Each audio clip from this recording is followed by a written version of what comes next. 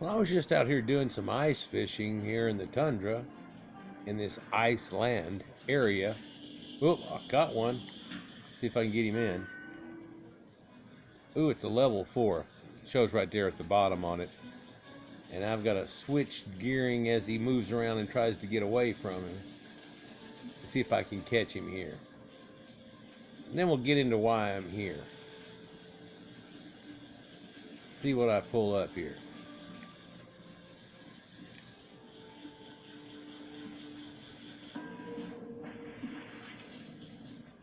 Endoceras. It shows right in the far side there, but if you look at it, that's actually a cuttlefish or a squid.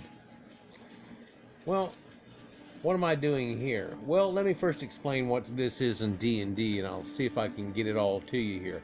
You can see these spires all stuck up, and they're kind of projected all in the same direction, and this goes on around and way off in the distance there, and you can see them, and way, well, you can't even see them anymore all through there until it comes out here. And apparently I'm in a crater, and something terrible has happened. And this is a few mods back, in fact a couple of years ago now, in the game here, where they had a winter problem. We already had an area called Icewind Dale that we went to, and they had some Yetis and things like that, and they even had a PvP where you could fight each other area. And some ice giants and things like that went on, and at the same time we had an area that was ice that kind of connected to it a little bit, but not directly. And the idea was, and they even said you might find Gonalgrim there and all these things that you went through, and so it led us to that. Well, what ended up happening was this catastrophe. Apparently, life was warm in this northern area that we went to try to save, and all of a sudden, out of nowhere, some magical catastrophe happened, and it froze over the world, and there are literally people just stuck like ice in poses, like they're running and moving and doing these things, and they're frozen. And what you come to find out is that the Winter Witch and Winter Warlock and some of these giants had got together, and they tried to use the Ring of Winter and these things all together, because see, they have an extreme advantage in ice and cold over the other people who are at disadvantage. In fact, when we first got to this area, if you went out adventuring and doing stuff, you would just slowly tick to death. It was fairly small, but if you didn't have a healer with you, you're gonna die. So you had to eat a Everfrost potion, you know, and you got certain boots to wear and a chest piece and all these different things, and of course they're like fur lined, and each one had Everfrost resistance on it, and you could also put an Everfrost resistance tab on you. There became a new food that you could get, the strongholds, that gave you Everfrost resistance, and now all of a sudden you got enough resistance where nothing was hurting you, and you could go out and farm and do things. And in fact, the dungeon that you went into, which is up into the mountains away from here, where the person is that has the ring, you have to go and fight and try to get it back for everybody and put it back to normal. Kind of a reverse idea of Indiana Jones in the Temple of Doom, where he's got to go get Shiva Linga and bring it back to Bangkok Palace and all that. Kind of like that, but in a frozen world, if you're following me. So, see, I'm in this little ring here. In this ring, they always have birds flying above them, like seagulls, and that's where you know that you can fish. You can literally go right outside of it here, and you might almost catch nothing. But, so what am I trying to get at here? What am I trying to show you with it? Well, this sounds much like the Younger Dryas event coming on strong real fast. Doesn't it a little bit? Where everything got pushed back to about nowhere. Well, I've got a new outfit on. Let me take care of these guys here real quick, and then I'll show you. Now, there's dragon bone slivers and stuff I can pick up, but I don't really need to get any of that's in there. But what I want to show you here are these huts, and you can see how they're made out of mammoth bones. Strangely enough, there's no mammoths that we fight here. It's all these other guys, and the people that I just fought are like orcs or ogres, right? Well, was there ever a time that orcs fought ogres? Here, let me show you my new look here, if I can. Well, I've got these new wings, and I've got this little horns and everything. This is from the new area. If you've been watching my stuff lately, we're in hell. And so you can, at the last event, you could end up getting this. And strangely, the wings don't flap or anything, but if you put it on the cleric, they always flap, and there's supposed to be something that goes on in between that. But regardless. Anyhow, so showing it here out here at a distance. And so you can see these kayak boats that are much like whatever I went through, and you can tell those are ribbed with bones, but then they're skinned on top of it, and the skin should actually be on the other side of the bones here, right? Yeah. And also then they'd be rubbed down with animal fats and grease and stuff, which is water resistant, and lo and behold, got a damn boat. So the reason I'm showing you this is because the new article they're talking about really has to deal with something that looks very much like this. And I kept telling you, my D&D thing that I play with has always got this thing that goes along with it somehow, and if you don't know, you just don't know. But if you know, it's like, what? And it goes along with it. For here's this Younger Dryas event concept that's came on this village, and you've got to try to fix it. Now, it had been cold before, but all warmed up, and then lo and behold, oh, let me kill this totem. So here's a totem, and totem had a dragon skull really kind of on it, didn't it? Versus maybe a cow head. And you look at these ships that are out here, and if you got a real good close look at them, there you can see on the prow of the front of that ship, there's a dragon head. And there were people that had dragon heads. And yeah, the ogres, well, there's people from the steppes that were called ogres, and they're still known today, O-G-H-Y-R-S. Spelled a little different than ogres, but something like that. And orcs and Orkney Island, and I've showed you something about that recently and stuff. And so what the hell is all this about? Well, here's ironically what they found. Something. Huge 25,000-year-old hut discovered, made entirely of mammoth bones. So here they are here, and this is the way those huts looked pretty much. And so you can tell, here's war trolls, but that's really, you know, orcs and ogres and things like that, right? But it's the same type concept. Here's the ice hunter totem, and again with the face that's on it. I just think it's neat how it all goes along with it. There you go in the distance with an ice giant that's there, and so on. And there's these huge areas. You can get up on each one of these. They're like a mountain. There's all these little quests that you get to go and find things on them. Then you end up getting maps to go around and try to find on a certain area. And you look on the map and it shows you an area like this that looks like it. It's not quite right. And you finally find the right spot, and there's a sparkle place on the ground. And you dig up some treasure from some dead guy that they left there and apparently didn't get his treasure. Now, these people aren't too smart, I guess, huh? So there again, you can see a pile of birds off in the distance if it's showing up well enough. And so there you could fish again also. And while they do have something that just looks just like a Phoenician trawler type ship, they have the other ships, right? In fact, I've got my own little special ship that I got. Whenever I got here, I got a normal one, then a better one, then all of a sudden I got the one that goes zoom with the dragon stuff on it. It's in one of those quests that are there. So I'll show you that as we get to cruising, and I'll start telling you about this, and we'll go back over to the main hub area and look at these ice giant Viking ships and so on. Here we are cruising away on the sea. And there's Aurora in the distance and stuff. Yeah, it's pretty cool. So they even show you, see if I can show this to you without screwing it up. They even show you in this a picture of that, and even though that's a little blurry, that's exactly that hut we were looking at, and that's their recreation of it. But that's a smaller one, and what they found is this huge one. For they have found some of the smaller ones, but damn, they found a huge one. Archaeologists have recently uncovered the remains of a 40-foot wide circular hut made entirely of mammoth bones that includes tusks, skulls, and bones of over 60 woolly mammoths in Russia, or what we call Proto-Indo-European steppes, if you will, right? And so here they are, huts and stuff, and the way these people used to live. And was it this icy? Well, no, it's just down from the icy part, but close to it. and man, there was hellish winters. Um, Somebody just got through doing a survey in Denmark, and I got to piss off that little girl that how dare you, but the temperature used to be -4 degrees on average or something there.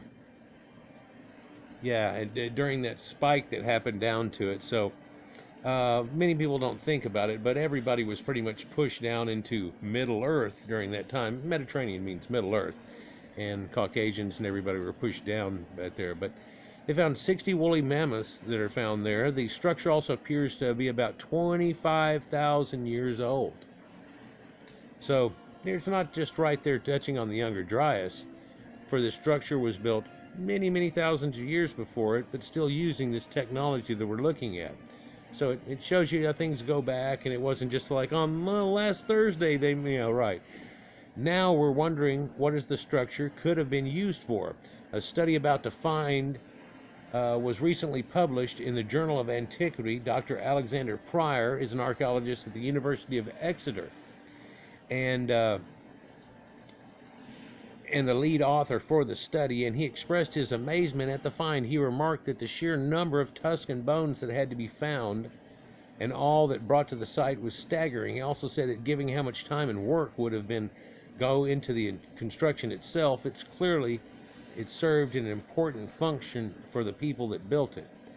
According to Smithsonian Magazine, the structure was too large to have even had a roof, which means it couldn't have had a residence, and that there are other clues as well. The team which was working on the site found over 400 pieces of charcoal, which is a sign that the people built fires in the ring.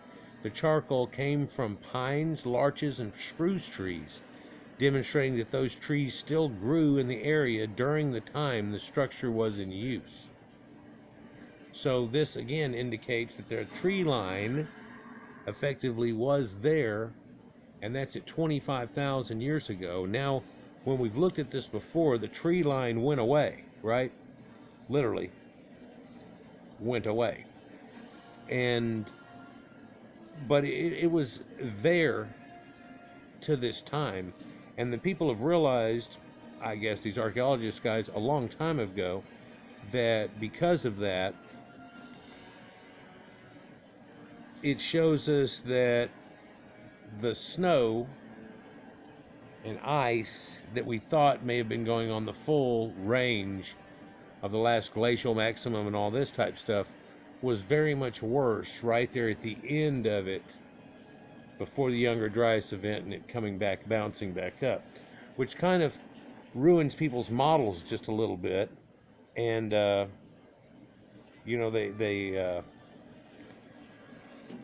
seem like they're going to have to change their model a little bit.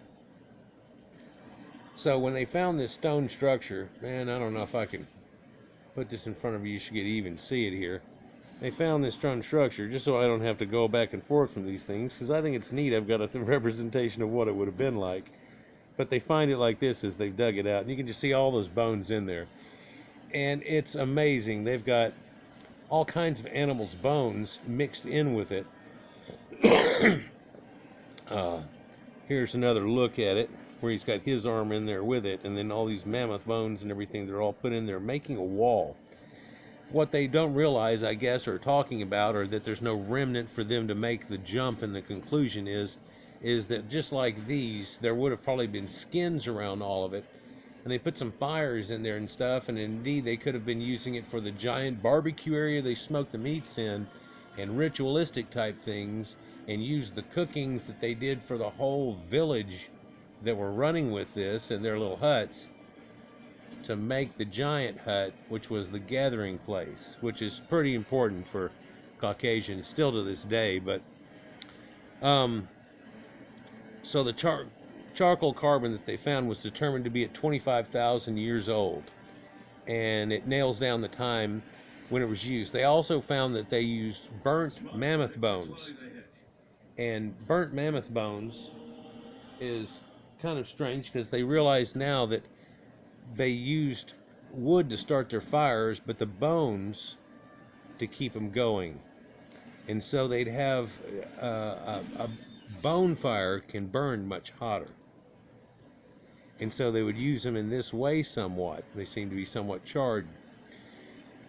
But the bones used to keep the fire going anyhow. The bones may not have been as warm as wood fires, but they generate more light.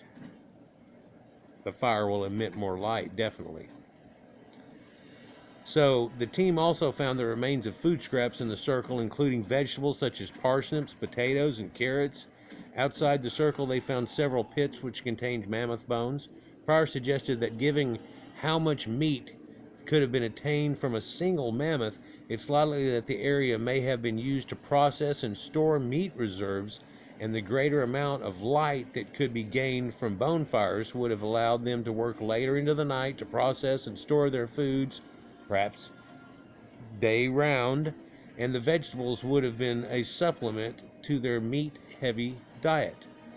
And I think that's entirely possible true. It's pretty darn neat. Here's one more picture of a drone shot looking down over it and where they found that pit at, and it's the roundness that you see right there.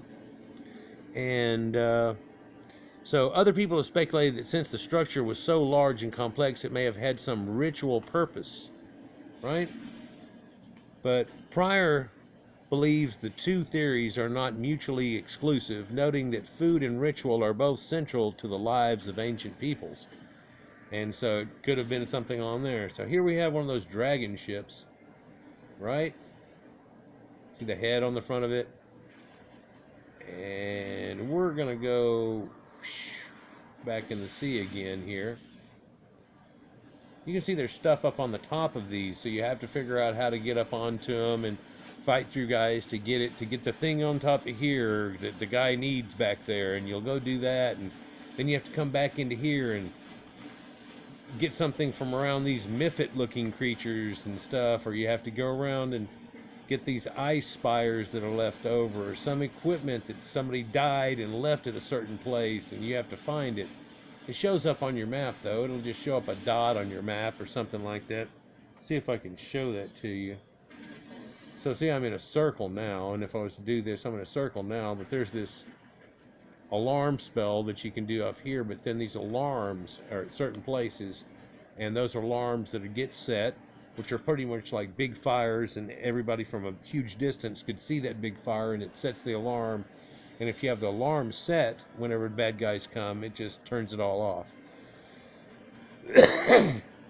There's so few people in this area now compared to what they were, so they had to change it quite a bit to make it work out. And it kind of pissed off people whenever they had to go through so much in this area and to finally maybe get their weapons and get their thing and build it up, and you have to collect Vonin blood to build it up and do all these strange things. And the next mod we went into was the River District, and they basically just, if you go through the campaign, they'll give you a weapon that's that good. So, yeah, kind of meh. But the buff was different on it, though. So you can see here's these spires that you have to pick up. And all you have to do is collect an ancient spire of rune, and it's a glacial ice versus regular ice, like special glacial ice. Let's go back up here on top of it. Whoa. So you can see ogres and orcs and trolls and stuff, and ice trolls, and where some of this mythology kind of comes from and the ideas they have. And you can see these little tents, much like the Scythian tents that people could live in, and boy, just some simple little warmth, some simple little fire could really keep one of those things going. If you fall down that pit, you're down to below the bottom again. And so here's these people, they even ride polar bears. They're all about it. Rip me to pieces? I doubt it. How about go behind you and hit you? Don't like that, huh? So let's go up here and take care of these Mammoths and get a good overlook here of this place. And so you can see the ice giants have come and taken over and stuff, and we could talk about who those are supposed to be and when that happened, and you know, Denmark and the Danes, and who the Vikings and all these people came about. And because, how did they get up into that area? Because it used to be ice, and they weren't necessarily in that area just before that. But this mammoth bones finding thing is quite exceptional. They have found these huts before. I've even did one of the videos that I did on these huts before, and I came to this exact place and showed you some of the huts whenever I did, and kind of made the comparison. But here they are again making the same comparison. So there's remains of animals like foxes, horses, and reindeer, showing the people who lived them ate whatever meat came their way. Well, a varied diet, and showing all those vegetables and everything too. Where's that vegetables coming from? Well, they're already farming at that point. Yep. And one more secret thing in there. They found these 60 charred seeds, but they don't want to tell you what kind of seeds they are, but I'm going to tell you it starts with canna and ends with bis. These people had. But, you know, just as other medicines, they had probably too, but they found these 60 charred seeds, they said. And they say if no one was living there, why light fires? So if they were just making this for a place where they would collect the meat at and keep it there, but nobody living there, then why would they light all the fires? Well, has anybody heard of slow-cooked barbecue, smoked meats, and things like that? Quite often you think, well, they put these carcasses up there, and some of these carcasses still apparently had some of the sinew to them because they saw the bones were laid out and draped over each other and over again. And it looks like they must have had, you know, at least some sinew left on them.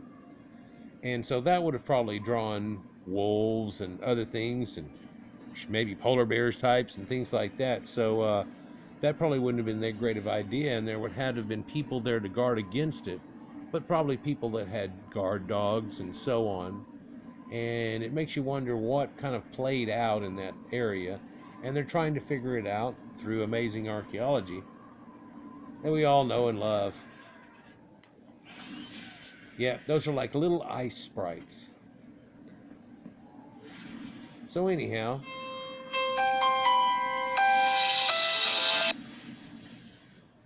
ta-da! Yep, you can just jump into the water and it'll all of a sudden put you in this. Now here's the weird thing. If you're in a fighting mode, like if those guys started to fight me and I jumped off, it won't let you go into your boat, and so it kills you over time.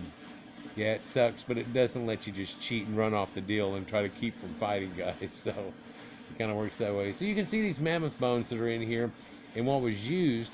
But I think what was neat about finding this out is that 25,000 years ago, people were doing that. But also there shows evidence of cannabis, and that's not so important. Check it out. There's cultured vegetables there. There's carrots, and squash type things, and all kinds of stuff. And they're saying that that wasn't even really the habitat, or they would see a lot more stuff in it. And they say this just straight out. But in the fact of that, they still have all these foods that they had going on there that they're already culturing and using and stuff. And this is way down past the glacial line. But they say the reason they had built this is because there was probably harsh winters coming in on them back and forth. And instead of them moving from where they were and going even farther south, they stuck it out in this way. And to be able to make something of that size, looks like they stuck it out and didn't have too much of a problem. Of course, you can imagine a lot of the animals get drove in certain ways too, and due to the seasons going back and forth, they're right there in that perimeter where a lot of these Arctic type animals are coming to and fro with the seasons. They also said, where is it here?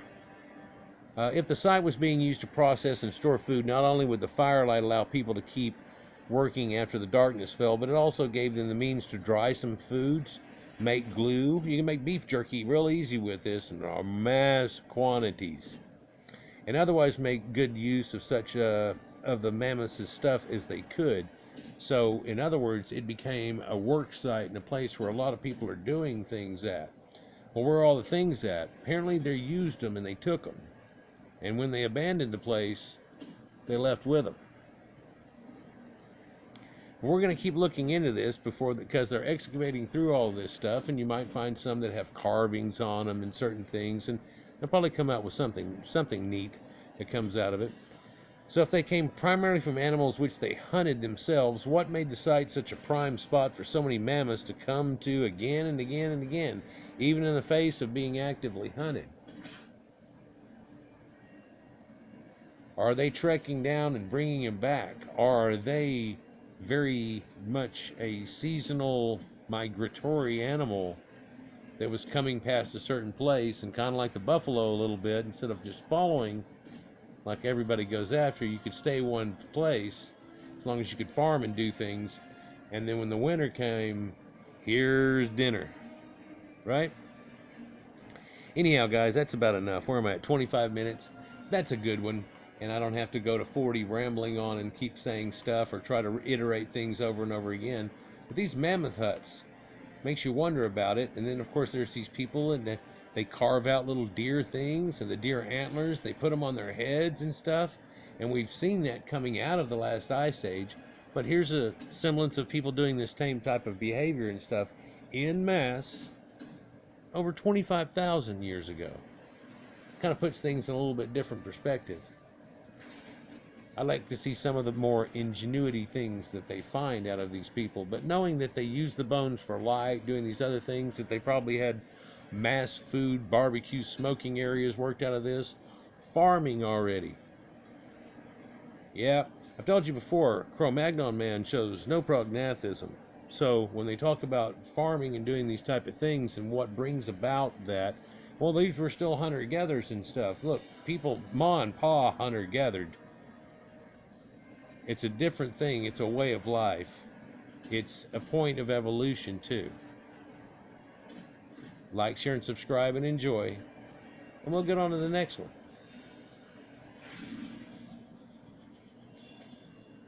Oop. Let me do my little thing here.